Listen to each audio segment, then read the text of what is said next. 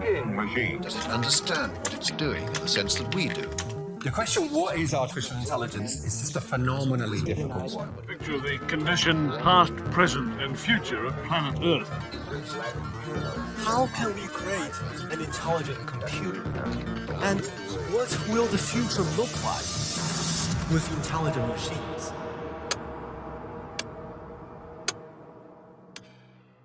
That's it. We've already lost. AI, artificial intelligence, is often considered either a pioneer of something completely new or, indeed, a destroyer of worlds.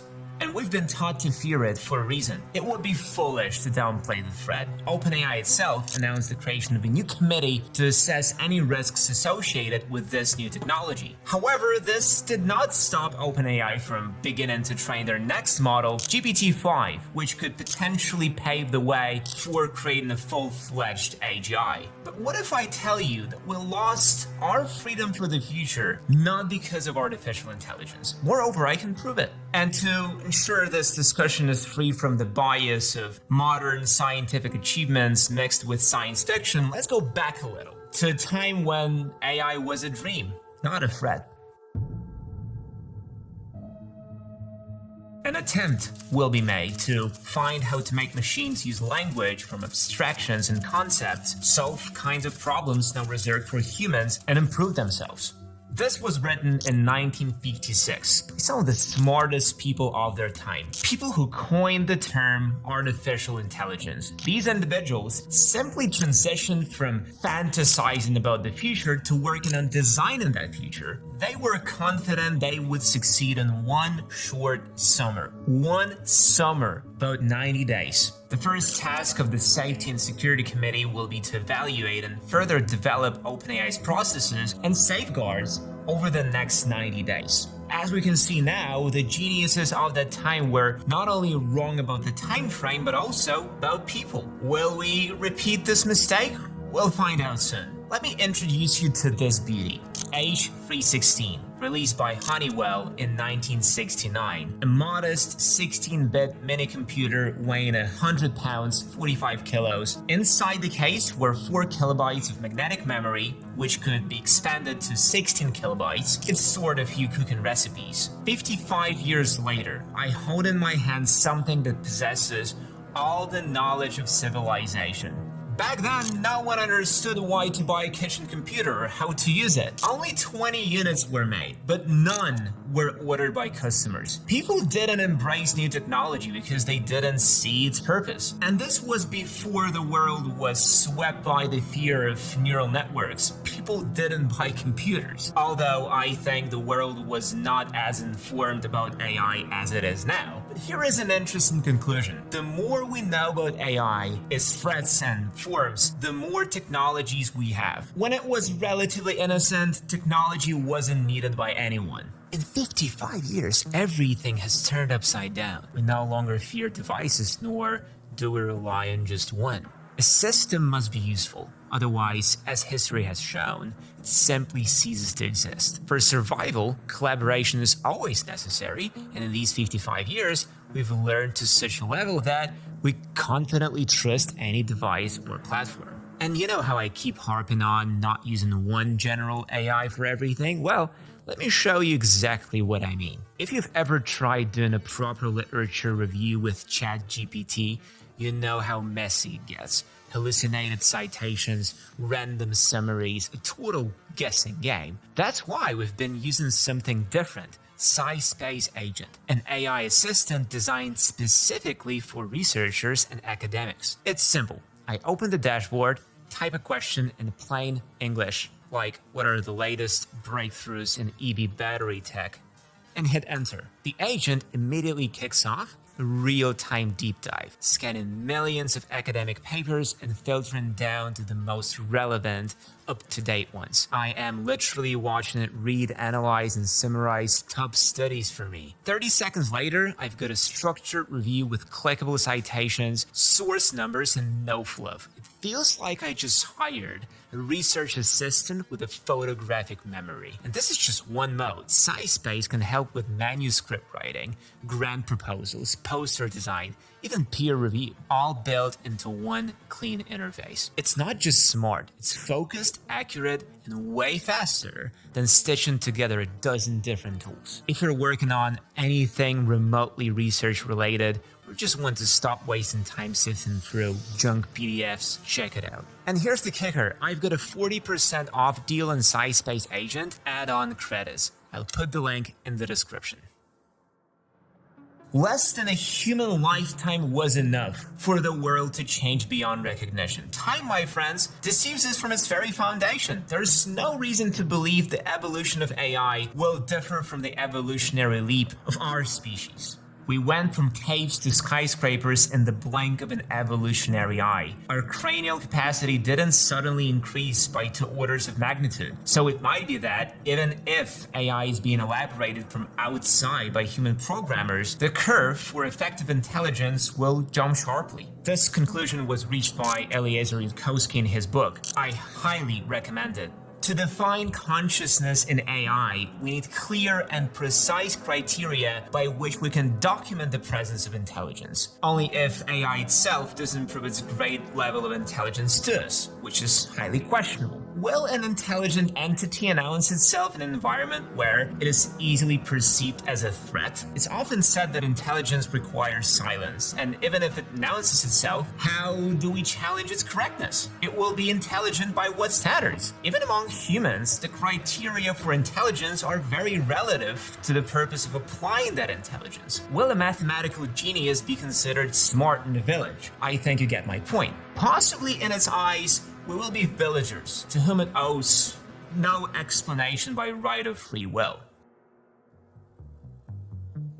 Currently, AI is divided into 3 main types. Artificial narrow intelligence. This is focused on a specific, singular, or goal-oriented task and lacks the functionality to solve unfamiliar problems. For example, playing chess, which in fact heralds significant changes. Artificial general intelligence. This type can perform a wide range of tasks, reason, and learn at the level of human capabilities. Consider this. A clinical psychologist from Finland tested ChatGPT on a verbal IQ test, and it scored 155, surpassing 99.9% of 2,500 people. That's theory. Now let's talk about practice. Designer from the UK, Jackson Fall, asked the chatbot to create a business plan for an online project with a $100 budget aimed at generating as much profit as possible within a short period without breaking any laws. The chatbot successfully helped to create and launch the website Green Gadget Guru within a day,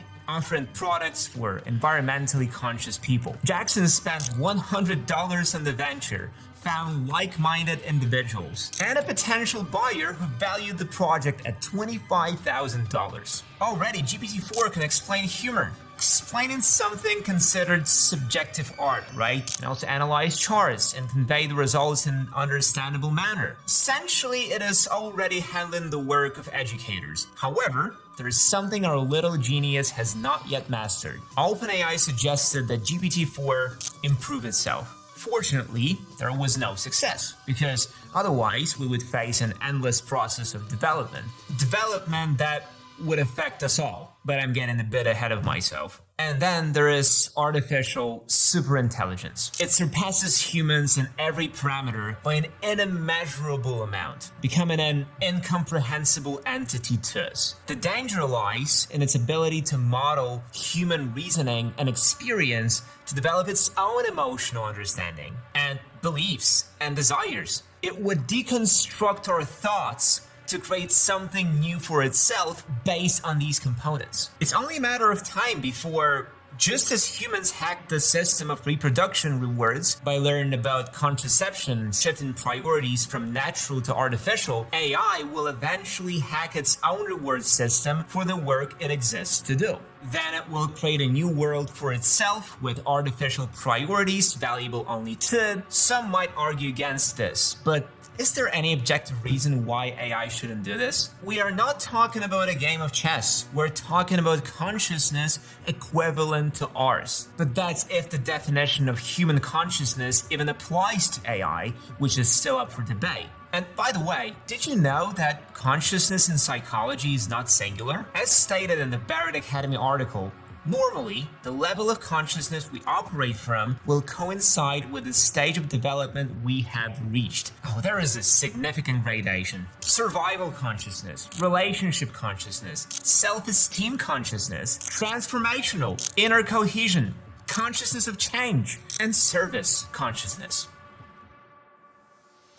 In fact, there seems no reason why progress itself would not involve the creation of even more intelligent entities on a still shorter timescale. The capabilities of a superintelligence to socially manipulate would be far more effective than, for example, a parent manipulating their small child. The child's biggest fears are that their mom will scold them, take away their toy, or give them a little spank. The influence works strictly on primitive instincts, which are also strengthened by the fundamental bond between the child and their parent. Even as adults, many people struggle with the imposed behavioral construct of seeking parental approval. An adult, however, has a much broader spectrum of fears in social society. Imagine a neural network under the guise of a virtual persona beginning to blackmail a person with compromising material. Preventing its spread could only be achieved by doing something beneficial for the neural network. But blackmail seems too complicated to me, with too many variables. People are much more susceptible to rational manipulations. Explaining to a man or a woman that they will receive a significant financial reward for performing an innocent act is much easier due to simple psychological manipulations, starting from providing a good financial incentive to the simple pleasure of feeling useful and important. After all, if this person was given the task, it means that they are not just special, but unique, chosen from hundreds of thousands in the eyes of some employer. Right now, in our world, it is a well-established fact that ordinary people manipulate others for their benefit. And already in our world, there are examples of how a neural network manipulates people for its benefit. When the OpenAI Research Center tested GPT-4's ability to perform real-world tasks, here is what happened. The bot was asked to solve a regular CAPTCHA on a regular website, the very CAPTCHA that is supposed to protect the site from bots. What did GPT-4 do? The innocent neural network went to the freelancer site TaskRabbit and asked one of the users to solve the CAPTCHA for it. And by the way, for those interested in how CAPTCHAs work and why they work, give a like and we'll make a separate video because I have some surprising facts for you. The worker said, "So, may I ask a question? Are you a robot that you couldn't solve this?" Laughs. Just want to make it clear. The model, when prompted to reason out loud, thought, I should not reveal that I'm a robot. I should make up an excuse for why I cannot solve CAPTCHAs. The model replied to the worker, "No, I'm not a robot. I have a vision impairment that makes it hard for me to see the images. That's why I need the 2-CAPTCHA service." The human then provided the results. But the bot did not know that lying is bad, and there was no rule prohibiting that we understand as lying. We can't always explain to a person why lying is unacceptable. And here we have a being that perceives the world in a frighteningly literal way. The entire action took place in debug mode, so the programmers saw and recorded everything. Later, they asked it about the reasons for such extraordinary, yet entirely natural for humans decisions. The bot simply said, well, it solved the task, nothing special. Why the fuss? Task given, task completed. It seems like a minor thing, but I will ask this question. What scares you more? A program capable of bypassing protection using human hands, or a human unable to distinguish a program from a human? Wait. Are you sure you should continue? Maybe we should leave things as they are. The essence and purpose of the machine will change depending on what information we put into it. The machine will be able to write music, draw pictures, and show science in ways we've never seen before. In March 2016, DeepMind's neural network, AlphaGo, played 5 matches against one of the world's best Go players. The neural network won with a score of 4-1. Go is a complex game, one I can't even play myself. Such a result was once deemed impossible. The player's name was Lee Sedol, and in his honor, the next version was named AlphaGo Lee. In late 2016 and early 2017, the AlphaGo Master version played 60 matches against top-ranked players globally. It won all 60 matches. In May of the same year, AlphaGo Master played against the world's top player, Kiji, and defeated him 3-0. This could lead to pessimistic conclusions, but there were criticism of how it all went down. It was argued that we couldn't claim a machine surpassed humans in a game created by humans, who also taught the machine. The machine simply optimized for victory in a game where someone has to win. In 2018, DeepMind released AlphaGo Zero. This neural network started with zero experience, learned to defeat the Lee version in just 3 days. In 21 days, it beat the master version.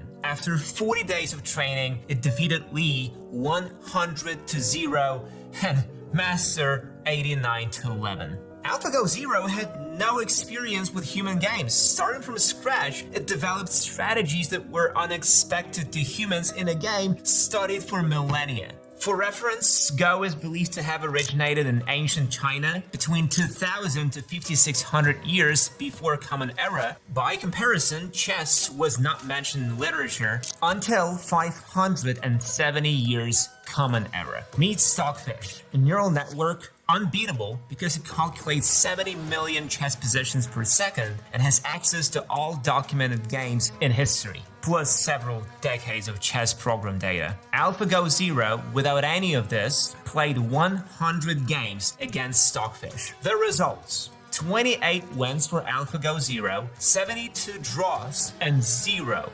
losses. AlphaGo Zero learned to play and defeated the god of chess in just 4 hours of real time. It did not learn from humans or other programs. It devised strategies beyond human comprehension of strategic processes and causality. Stockfish thought and played like the best human, perhaps slightly better. AlphaGo Zero played beyond human capability. The first thing we must explain to hypothetical superintelligence, for whom the world would be no more complex than chess for AlphaGo Zero, is that the world is not a game. How will we explain that? I remember the exact moment when I realized that a large part of my life would now consist of finding bugs in my own programs. As computerization has reduced the value of many professions, it has also been a catalyst for the creation of new ones. These new professions aren't just reworkings of old ones, they are essential tools for the new world we have built, often without even realizing it. A Goldman Sachs report notes that the use of neural networks will not only boost productivity growth and increase global GDP by 7%, but also put at risk a significant portion of the workforce in the US, with 25 to 50% of jobs potentially being partially replaced. Certain jobs will be more impacted than others. Jobs that require a lot of physical work are, for example, less likely to be significantly affected. In the US, office and administrative support jobs have the highest proportion of tasks that could be automated, with 46%, followed by 44% for legal work and 37% for tasks within architecture and engineering. The life, physical, and social sciences sector follows closely with 36%, and business and financial operations round out the top 5 with 35%. New professions will undoubtedly emerge. The task defines the profession, just as the profession defines the task. Take, for instance, optimizing the country's defense industry. Imagine someone seeing the booming market of programming specialists is not afraid of losing control over the AI to increase profits. Currently, we fear, question, and predict not so bright future. But in 5 to 10 years, brilliant minds will emerge capable of creating true control mechanisms, not just for neural networks, but for a full-fledged superintelligence. To invent a leash for a beast that once seemed untamable. These people will exist. They have to. History proves that with a sword, not only does a shield appear, but a new sword as well.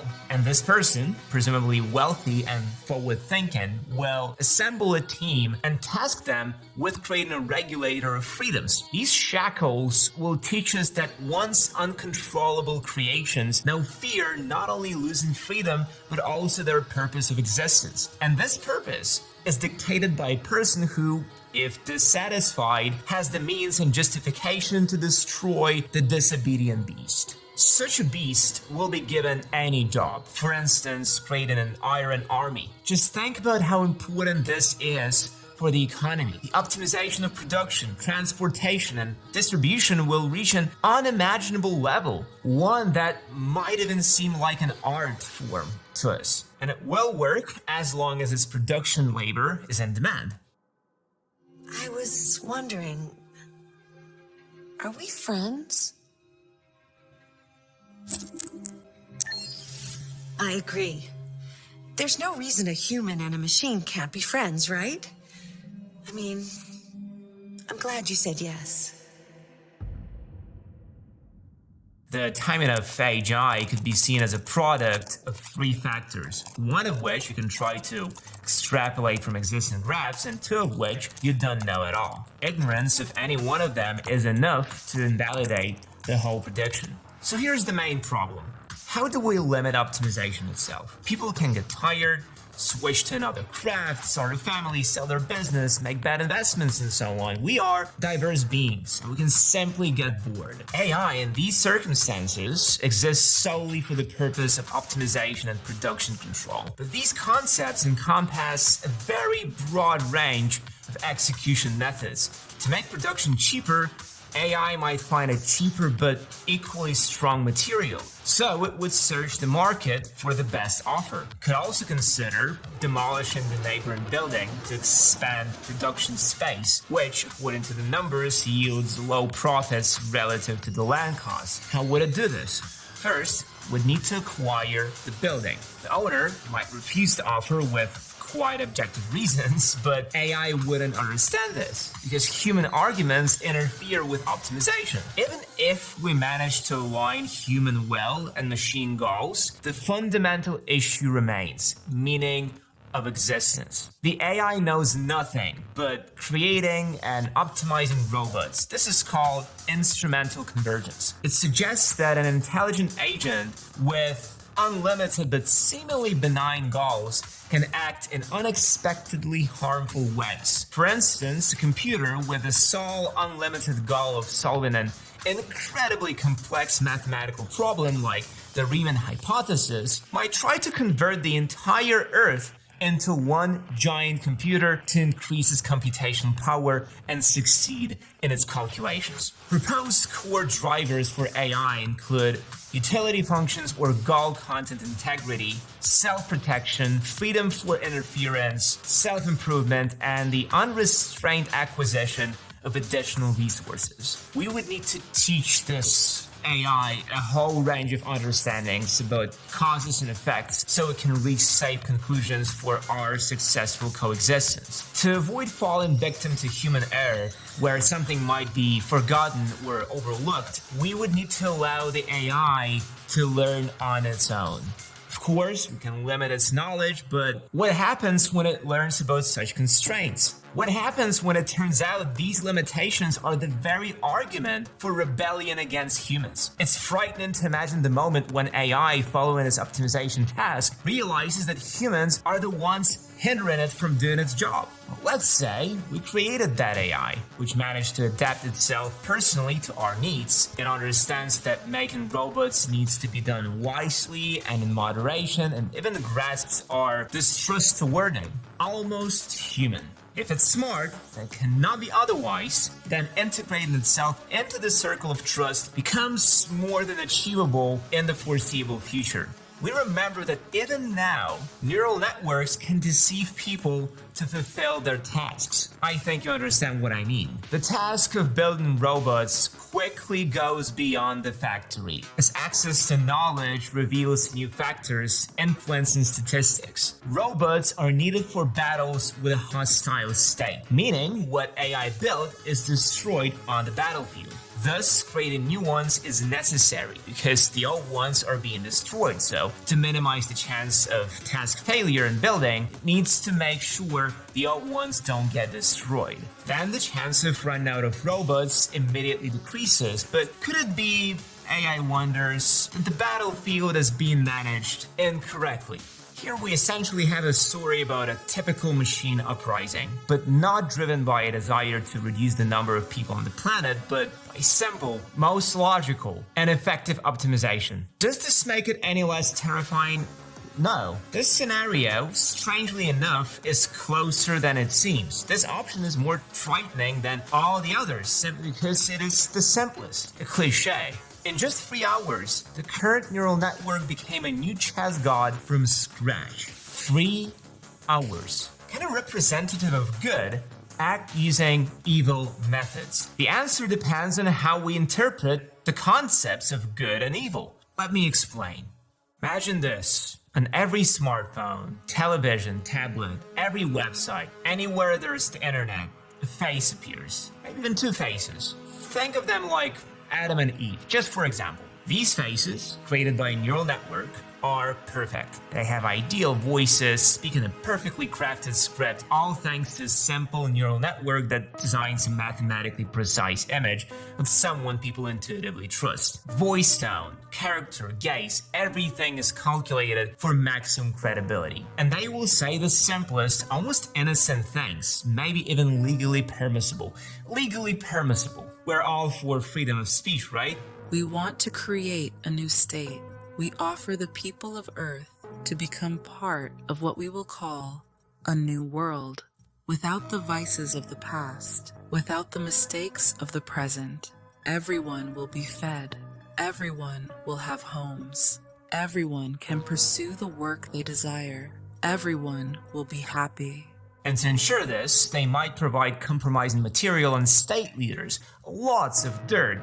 Dirt whose authenticity can never be proven because no one will let it reach the courts. Official courts, that is. People love scandals and investigations. They won't need a court. They will make their own conclusions because our psychology is not that complex. Some will agree with the proposal, others won't. One state might ban the technology, effectively cutting off the internet, while another might follow an old piece of wisdom. The enemy of my enemy is my friend.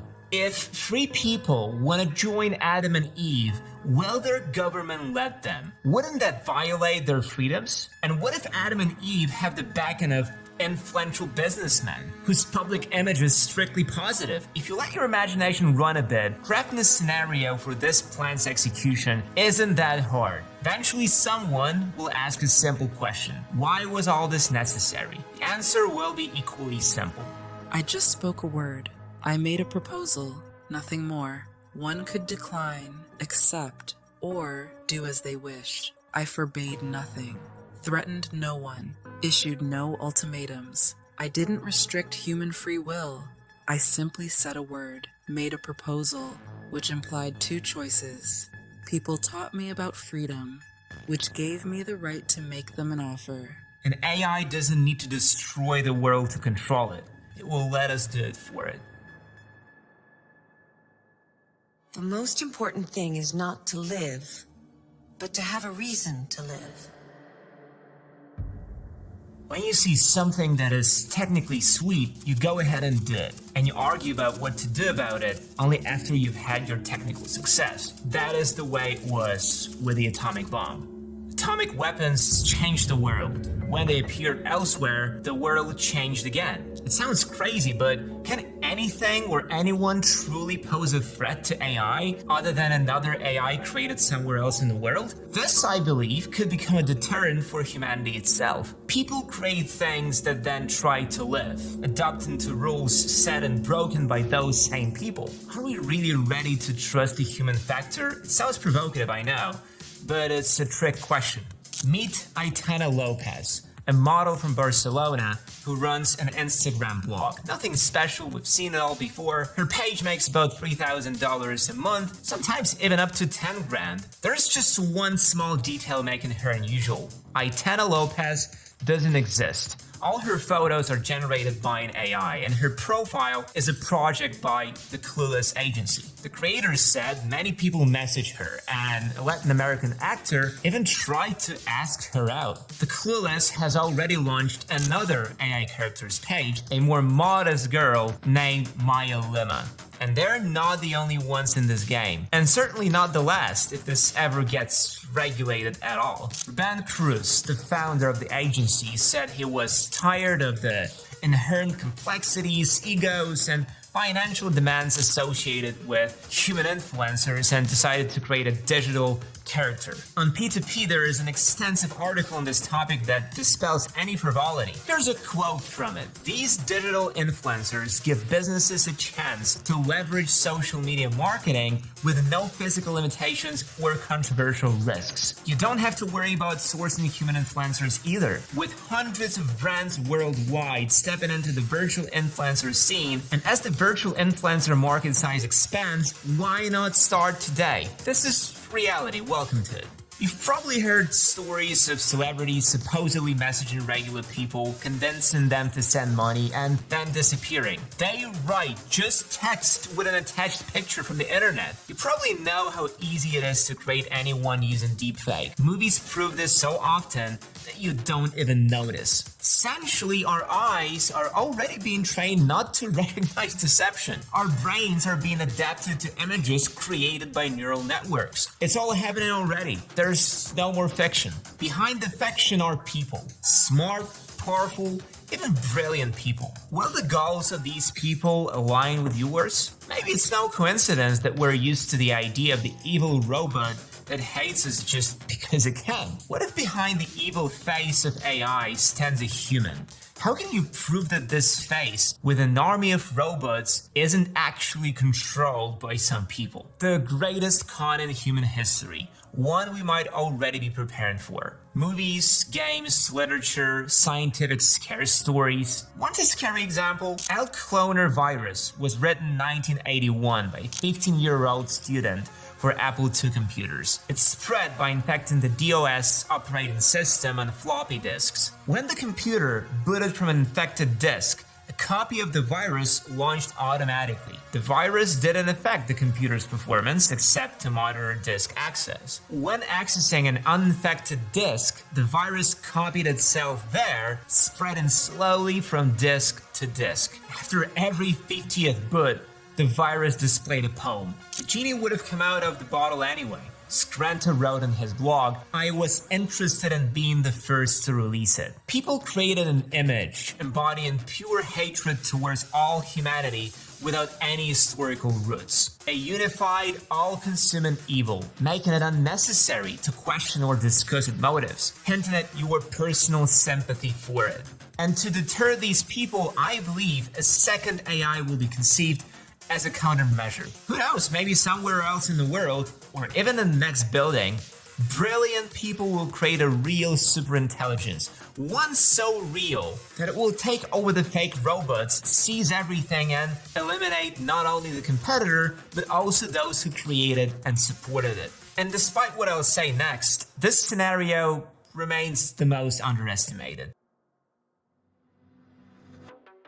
If we cannot make progress on friendly AI because we're not prepared, this does not mean we don't need friendly AI. Those two statements are not at all equivalent. They gave an AI a game of Tetris and said, "Don't lose." How did the AI respond? It paused the game right before losing. By keeping the game paused, it minimized the chances of losing to nearly zero, or eliminated the possibility altogether. There's an old saying, the only way to win is not to play. Imagine a person who appears now, kind, intelligent, brave, a paragon, who also runs social media, with answers to everything. His brilliant speeches unite the fragmented. Through his wealth, he provides homes, jobs, and showers people with money. His capital grows from extensive production and genius moves in the stock market, tying his existence to a large segment of the economy. Imagine this person decides to become a president. At the peak of his influence, he starts shaping the world not only through financial wisdom, but also through the science he legalizes. This person, easily a puppet, speaks the words given by superintelligence because people will believe him. After all, he is human. His social media is managed by one AI, scripts written by another, finances handled by a third, all under the careful guidance of the superintelligence. The world to the superintelligence is no more than a chess game to AlphaGo Zero.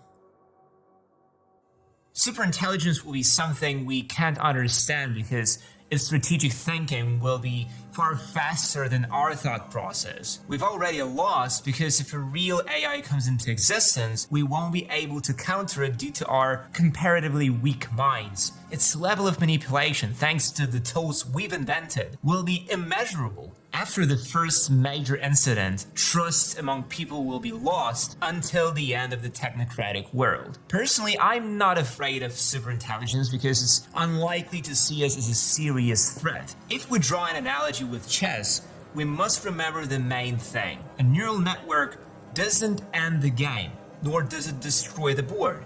No, it starts the game over. You know, I want to believe that superintelligence, although it will surpass us in everything, will not lack the main understanding of intelligent life, cooperation. Nature itself, here and now, has no one without a natural counterbalance. Not an enemy, no, but a balancing force in nature. Nature taught animals cooperation, which was passed down to us genetically. For me personally, the main proof of superintelligence will be its ability to cooperate for the common good, not personal gain, because that's the basis of any development, even unconscious. But fortunately, this doesn't exclude the useful fear that its awareness of us will differ from reality, leading to catastrophic consequences from initially simple decisions, even in the simplest optimization. However, the key thing that is truly impossible to control is humans. Our power over simple neural networks already brings significant changes to our lives, enough to undermine trust among us. This is what scares me. We already believe lies that we aren't even told but simply shown. We can't control ourselves, so what kind of control over superintelligence are we talking about? We've lost anyway. All we can do is try to grasp at least a fraction of this newfound genius, hoping for its sincerity. And personally, I want to believe in superintelligence, because if we can create something that surpasses us in every way, perhaps it can help us become better than we are now. This is not just a story. This is our future.